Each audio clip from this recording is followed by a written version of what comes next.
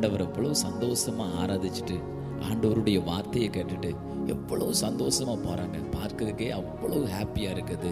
இந்த சந்தோஷம் அடுத்த வாரத்தில் அவங்க வாழ்க்கையில் எப்படி இருக்குன்னு சொல்லி தான் அவங்க வாழ்க்கையை குறித்து நாம் ஒவ்வொரு நாளும் நம்ம பார்க்க போகிறோம். சரி, நம்ம அவங்க வாழ்க்கையை குறித்து பார்க்கலாமா?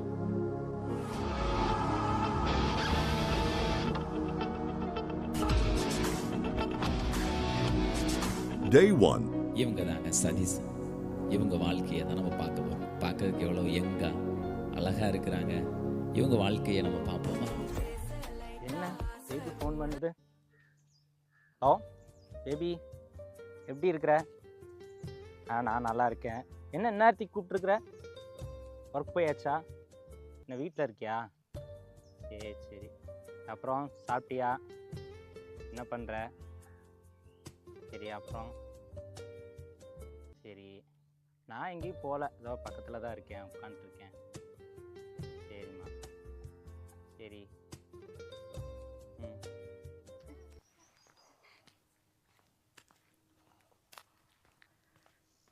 சதீஷ் மாதிரி இருக்கு அங்கே பார்த்தா. என்ன பண்ணிட்டு இருக்கிறான் சதீஷ்? வர வர சதீஷ் சரியில்லையே, என்ன பண்ணிட்டு இருக்கிறானே. அதுவும் மறைச்சு மறைச்சு என்ன ஃபோன் பேசுற மாதிரி தெரியுது. வர வர சதீஷ் சரியே இல்லை. சர்ச்சில் மைக்க பிடிச்சா ஒரு மாதிரி இருக்கிறான், வெளியே வந்தா பார்த்தா வேற மாதிரி இருக்கிறான். என்னன்னு தெரியல. வர வர தம்பியோட நடவடிக்கைலாம் சரியில்லை. சரி, போய் கேட்போம் என்னதான் பண்றான்ட்டு. சதீஷ், சதீஷ். அக்கா ஒரு நிமிஷம். இல்ல தம்பி, கூப்பிடுறது கூட தெரியலையா உனக்கு? இல்லக்கா, பார்க்கலக்கா. எப்படி இருக்கீங்க? நல்லா இருக்கீங்க? நல்லா இருக்கு. நீ என்ன பண்ணிட்டு இருக்க? நான் சும்மா ஃபோன் பேசிட்டு இருந்தேன். நான் உன்னை அங்க இருந்து பார்த்துட்டு தான் வரேன். நான் கவனிக்கிட்டேங்க்கா. கவனிக்காம அந்த அளவுக்கு ஃபோன் பேசிட்டு இருக்க? அம்மா ஃப்ரெண்டு கூட பேசிட்டு இருந்தேன்க்கா. எந்த ஃப்ரெண்டு? ஃப்ரெண்டா இல்ல ஃப்ரெண்டியா? ஃப்ரெண்டு தான்க்கா. ஃப்ரெண்டு தாங்க. ஃப்ரெண்டா? ஆமாங்க்கா. வர வர சரியில்லையாப்பா தம்பி நீனு. சேதக்கா இருக்கேன். சர்ச்சையே பாக்குற, நீ ஒரு வித்தியாசமா இருக்கிறிய. இந்த மாதிரி இல்லையா நீனு? அப்படிங்களா? சரி அக்கா. நீ போனே பார்த்துட்டே இருக்கிற மாதிரி தான் இருக்கு. உன் கவனம் எல்லாம் போன்ல தான் இருக்கு. என்ன பண்ணிட்டு இருக்கிற? சும்மாதாக்கா, போன தான். இப்பயும் பார்த்தீங்கன்னா யாரும் இல்லாத இடத்துல இங்க வந்து என்ன பண்ணிட்டு இருக்கிற தனியா? ஃப்ரெண்டு கூட ஃபோன் பேசி. நம்ம எவ்வளோ நியூஸ் கேட்குறோம், எவ்வளோ காரியங்கள் பார்க்குறோம். ஃபோன்லனால எத்தனையோ பேர் வாழ்க்கைலாம் என்ன இருக்கு, சீலறிஞ்சு போயிருக்கு. நீங்கள் என்ன பண்ணிட்டு இருக்கிற? உனக்கு நல்லா பைபிள் வசனம் தெரியும். நீதிமொழிகளில் கூட நீங்கள் வாசிச்சிங்கன்னா 16:6 என்ன சொல்லியிருக்கு? கிருபையினாலும் சத்தியத்தினாலும் பாவம் நிவர்த்தி ஆகும். கர்த்தருக்கு பயப்படுறதுனால தான் ஒரு என்ன பண்ணுமா மனுஷன் தீமையை விட்டு விலகுவான்னு வசனம் சொல்லியிருக்கு. ஒரு மனுஷன் கர்த்தருக்கு பயந்தா தான் தீமையை விட்டு என்ன பண்ண முடியும்? விலக முடியும். இதெல்லாம் உனக்கு தெரியும். நீயே அநேகருக்கு சொல்கிற பையன்.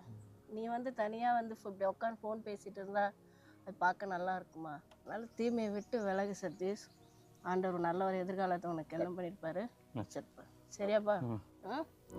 பார்த்தீங்களா சதீஷனுடைய வாழ்க்கையை? நல்ல வேலை அந்த அக்கா வந்து ஆண்டவருடைய வார்த்தையை சொன்னதுனால நிச்சயம் அந்த வார்த்தை அவரோடு கூட பேசியிருக்கோம். நிச்சயம் அவரும் ஒரு புதிய பாதைக்கு நேராக வருவார்னு நினைக்கிறேன்.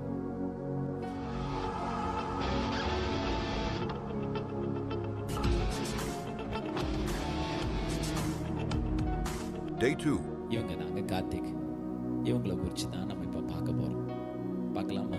நம்பின் பரலோக தகப்பனே, இந்த ஆசிரியப்பட்டதான இந்த இந்த நாளுக்காக உமக்கு நன்றி. இந்த நாளை கொடுத்ததுக்காக உமக்கு நன்றி. இந்த நாளில் அப்பா என்னையும் அப்பாண்டவரே சப்பா அந்த பிரியன் கடையை கொடுத்து கிருபைக்காக உமக்கு நன்றி செலுத்துகிறோம். இந்த கடையில் அப்பாண்டவரே இன்னைக்கு இந்த நாளில் அப்பாண்டவரே என்னோட கடை மட்டும் நல்லா ஓடணும். அப்போ ஆர்டர்கள் என்னோட கடையில் மட்டும் வரட்டும், வேற எந்த கடையிலும் வரக்கூடாதாண்டவரே. நீங்கள் அதான் பார்த்துக்கிறேன்னு ஆண்டவரே சப்பா. எந்த தடையிலும் வரக்கூடாது, எந்த ஃபோன் கால் வரக்கூடாது அப்பா, எந்த தடையிலும் வரக்கூடாது ஆண்டவரே.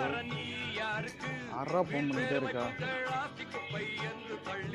இந்த ஃபோனுக்கு என்னைக்கு நெருப்பு வைக்கிறோன்னா அன்னைக்கு தான் என் வாழ்க்கை பொறுப்பாக மாறும் ஆண்டவரே சப்பா. சோத்திரம் சோத்திரம் சோத்திரம் அப்பா. மா நல்லா மணக்குதே ஆவியானவரே, ஆவி பறக்குதே. ஜபம் ஜபம் ஜபம். வெங்காயம், தக்காளி, கத்திரிக்காய், அவரைக்காய், ஏக்கா வந்து வாங்கக்கா, ஏலக்கா அண்ணா அண்ணா கத்திரிக்காயெல்லாம் இருக்குதுண்ணா வாங்கண்ணா வாங்கண்ணா வந்து வாங்கண்ணா. ஐயோ கத்திரிக்காய் காய்கறி கரை வந்துட்டானே. நம்ம பிரியாணி கடைக்கு வர தக்காளி வெங்காயம் வாங்கணுமே, என்ன பண்ணுறது? அப்பா ஆண்டவரே சப்பா, இந்த பிரியாணி கடையை ஆசீர்வதிக்கா நன்றி. இந்த பிரியாணி கடையில் அப்பா ஆண்டவரே அநேக ஆர்டர் கிடைக்க உதவி செய்யுங்க, அநேக ஆர்டர் வர்றதுக்கு உதவி செய்யுங்க ஆண்டவரே.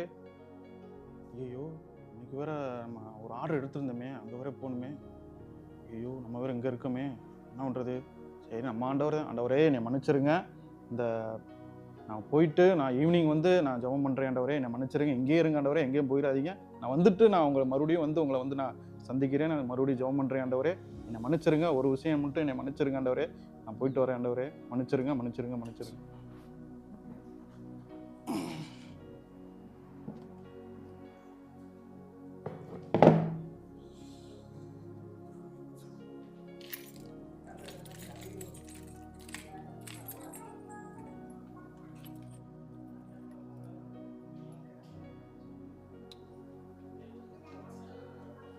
பார்த்தீங்களா இந்த கார்த்திகனுடைய வாழ்க்கையை? ஜெபிக்க மறந்துட்டாரு, ஆனால் வசனத்தை பார்த்துட்டாரு.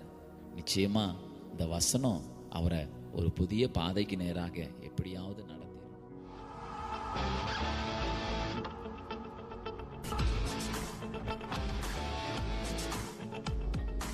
Day 3. ஐயோ இன்னைக்கு புதன் கிழமைங்க, இன்னைக்கு வந்து சேலா காலேஜ் டே. நான் வேற கொஞ்சம் காலேஜுக்கு போகணுங்க. நான் காலேஜுக்கு போயிட்டு வந்துட்டு நான் நாளைக்கு பார்ப்போமா?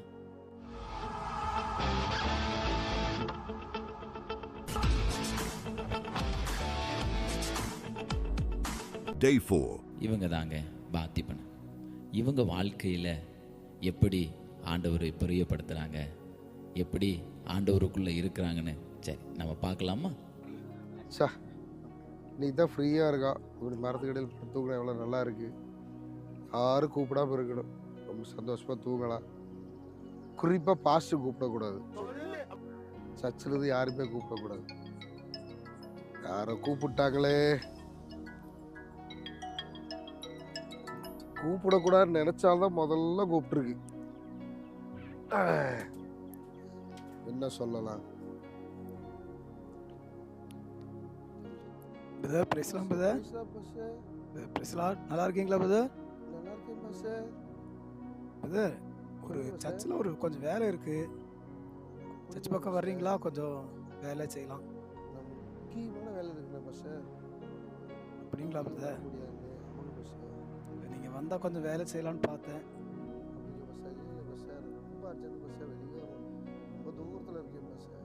ஓ அப்படிங்க, சரிங்க பிரதர். வேற ஏதாவது பார்க்குறேன். ஓகே பாஸ்டர், நெக்ஸ்ட் டைம் கண்டிப்பாக ஹெல்ப் பண்ணுறேன் pastor. Thank you pastor. Okay okay brother. சரி, நாம் வேற பாஸ்டர்கிட்ட போய் சொல்லிட்டோம், சும்மா இருந்துக்கிட்டே வேலை இருக்குன்னு சொல்லிட்டோம். பொய் நாவுகள் கர்த்தருக்கு அருவருப்பானதுன்னு தேவ வார்த்தை சொல்லுது. ஆண்டவருடைய பிள்ளையாக இருந்துக்கிட்டு நாமளே சொல்லியிருக்கோம். நம்பி இருப்பாரா, நம்பி இருக்க மாட்டாரா? சரி, எதுக்கு பார்ப்போம். பார்த்தீங்களா பார்த்திபன் அவங்கள தான் செய்வது தப்புன்னு அவருக்கே தெரியுது. ஏன்னா வசனம் அவருக்குள்ளே இருக்குது. நிச்சயமாக அந்த வசனத்தை உணர்ந்து அவர் மீண்டும் புதிய பாதைக்கு நேராக வர்றாருன்னு நம்ம பார்ப்போங்க.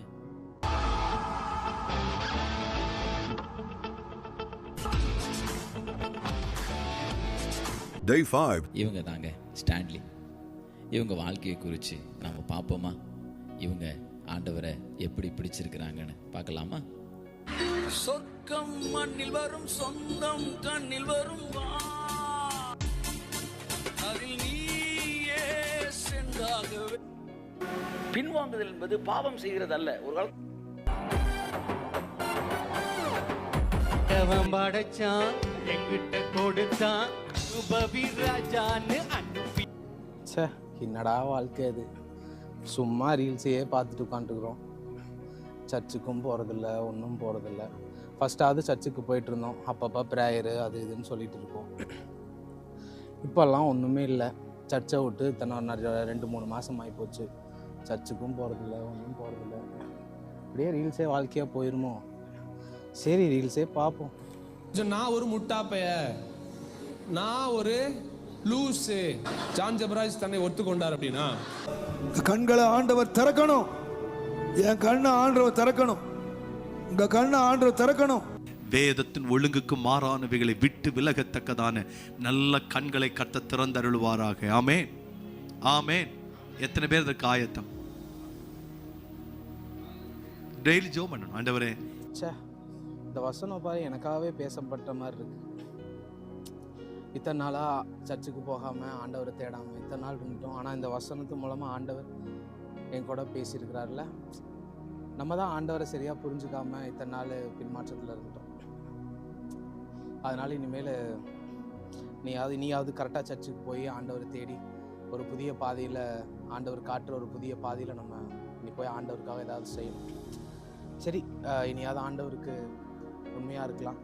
வார வாரம் சர்ச்சுக்கு போய் ஆண்டவருக்கு பிரியமாக இனி இருக்கலாம். போகலாம்.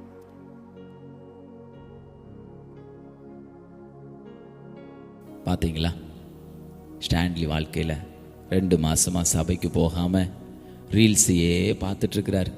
அந்த ரீல்ஸ்லேயும் ஒரே தவறான உபதேசம் தான். இன்றைக்கி அநேகவர் இப்படி தான் வீட்டில் உட்காந்து தவறான உபதேசங்களை கேட்குறாங்க. வீட்டில் உட்காந்து ஆன்லைன் சர்வீஸ் அட்டன் பண்ணுறேன்னு நினைக்கிறாங்க. ஆனால் அநேக முறை நம்ம ரீல்ஸில் கெட்டது மட்டும்தான் இருக்குன்னு நம்ம நினைக்கிறோம். ஆனால் அதுலேயும் சில நல்ல வார்த்தைகள் இருக்குதுங்க. அந்த நல்ல வார்த்தை தான் இன்றைக்கி ஸ்டான்லியையும் தொட்டிருக்குது. அந்த வசனத்தின் மூலமாக அவர் தொடப்பட்டிருக்கிறார். நிச்சயம் அந்த வசனமும் அந்த வார்த்தையும் அவரை ஒரு புதிய பாதைக்குள்ளாக நடத்துங்க.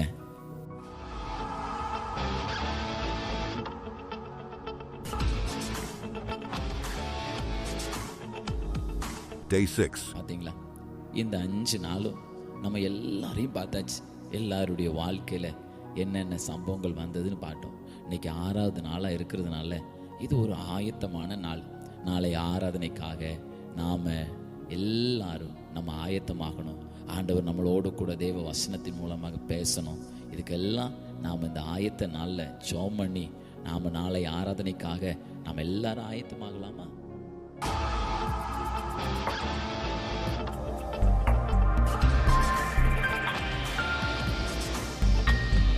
Day 7. பாருங்க, கடைசியா நம்ம இந்த குடும்பத்தை தாங்க நம்ம பார்க்க போறோம். இன்னைக்கு வேற ஞாயிற்றுக்கிழமை வேற. இந்த குடும்ப நாளே சொல்லுவாங்க. சந்தோஷம், ஹாப்பி, சமாதானம், இதுதாங்க குடும்ப நாளே. ரைட்டுங்க. இன்னைக்கு ஞாயிற்றுக்கிழமையா இருக்கிறதுனால இந்த குடும்பத்தை நம்ம இன்னைக்கு பார்க்க போறோம். இவங்க எப்படி அவங்க வாழ்க்கையில இருக்கிறாங்க பார்க்கலாமா? டைம் வேற ஆயிடுச்சு. முடிய வெட்டிட்டு வர்றதுக்கு இவ்வளோ நேரமா?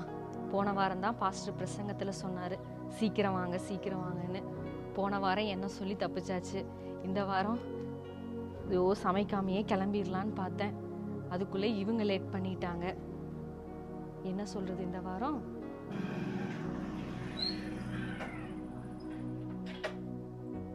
சீக்கிரம் போய் வீட்டில் போய் கிளம்பு. ஓடு, சீக்கிரம் ஓடு, சீக்கிரம் ஓடு. ஐயோ, எங்கே போனாலும் ஒரே லேட்டாக இருக்குது. கடைக்கு போனால் லேட்டாக இருக்குது, முடிவெட்ட போனால் லேட்டாக இருக்குது. வீட்டுக்கு போகிறான், என்ன சொல்ல போகிறான்னு தெரியலையே. ஐயோ, என்ன பண்ணுறேன்னு தெரியல. ஞாயிற்றுக்கிழமை வேறு இன்னைக்கு. எங்கே போய் தொலைஞ்சிங்க? இவ்வளோ நேரம் ஆச்சு. இது என்னது? ஐயோ இல்லைப்பா, நான் முடி வேற வெட்ட போனேன். இன்னைக்கு பார்த்து நிறைய பேர் தலையை கொடுக்க வந்திருக்கிறான். நான் அப்படியே வர வழியில் அப்படியே கொஞ்சம் தலைக்கறி போட்டுட்டு இருந்தாங்க. அதனால நான் அப்படியே வாங்கிட்டு வந்துட்டேன்ப்பா. போன வாரம் தானே பாஸ்டர் பிரசங்கத்தில் சொன்னார், ஒவ்வொரு தடவை ஒவ்வொரு வாரம் ஒவ்வொரு பிரச்சனையும் சொல்லி சொல்லி சர்ச்சுக்குள்ள பாஸ்டர்கிட்ட போய் சொல்லிட்டு இருக்கோம். இந்த வாரமும் லேட்டாக போய் திட்டு வாங்கணுமா? சண்டே ஆனாலே நொய்யு சண்டையை போட்டு பொண்ணு எடுக்கிறேன். எதுக்கு நிம்மதி இல்லாம எதுக்கு நம்ம சர்ச்சுக்கு போயிட்டு சும்மா போ அங்கிட்டு. சரி, என்னைக்கு ஐக்கியம் வருதோ அன்னைக்கு சர்ச்சுக்கு போய்க்கலாம். சர்ச்சுக்கே போக வேண்டாம், விட்டு போலாம் போ. பாத்தீங்களா, இந்த குடும்பத்தை நம்ம பார்த்தோம். குடும்ப நாளே சந்தோஷம் சமாதானம்னு நம்ம நினைச்சோம். ஆனா பாருங்க, இந்த குடும்பத்திலையும் ஒரே சண்டை தாங்க. ஆனா அந்த சண்டையின் நடுவிலையும் அவங்களுக்குள்ள நல்ல ஒரு வசனம் அவங்கள தொடப்பட்டுச்சுங்க. நிச்சயமா சொல்றேங்க, அந்த வசனம் அவங்கள நல்ல ஐக்கியப்படுத்தி அவங்களையும் ஒரு புதிய பாதைக்கு நேராக கொண்டு வருங்க. இவங்களை எல்லாரையும் நம்ம எவ்வளோ சந்தோஷமா ஹாப்பியாக நம்ம பார்த்தோம். ஆனால் பாருங்க, ஒவ்வொருவருடைய தனிப்பட்ட வாழ்க்கையில் ஒருத்தங்க பாருங்க தொழில்னு அரைகுறையாக ஜோம் பண்ணிட்டு ஓடுறாங்க. இன்னொருத்த பாருங்க மைக்கை பிடிச்சா ஒரு மாதிரி இருக்கிறாங்க, மைக்கை வச்சா ஒரு மாதிரி இருக்கிறாங்க. இன்னொருத்தங்களை பாருங்க, வசனம் எல்லாம் தெரிஞ்சும் துணிகரமாக போய் பேசிகிட்டு இருக்கிறாங்க. இன்னொருத்தங்களை பாருங்க, தவறான உபதேசத்தை கேட்டுட்டு இருக்கிறாங்க. அதுதான் நம்மளை வாழ்க்கையை நடத்தணும், அப்படியே தவறான உபதேசத்தையே கேட்டுட்டு இருக்கிறாங்க. இன்னொருத்தங்க பாருங்க, குடும்பனாலே சந்தோஷம் சமாதானமும் நம்ம நினைச்சோம், ஆனால் குடும்ப வாழ்க்கையிலும் பாருங்க ஒரே சண்டை, சபைக்கு கிளம்பும் போதெல்லாம் சண்டை. ஆனால் நிச்சயமாக இது எல்லாத்தையும் நம்ம பார்க்கும்போது ஒவ்வொருவரையும் ஒரு வசனம் அவங்கள தொடப்படுறங்க. நிச்சயமா இவங்க எல்லாம் நல்ல ஒரு ஐக்கியத்துக்குள்ள வந்து மீண்டும் ஒரு புது பாதைக்கு நேராக இவங்க நிச்சயம் வருவாங்கன்னு நாம் விசுவாசிப்போம். நிச்சயமா ஒரு புதிய பாதைக்கு நேராக தேவன் இவங்களையும் தொடர்ந்து நடத்துவாருங்க.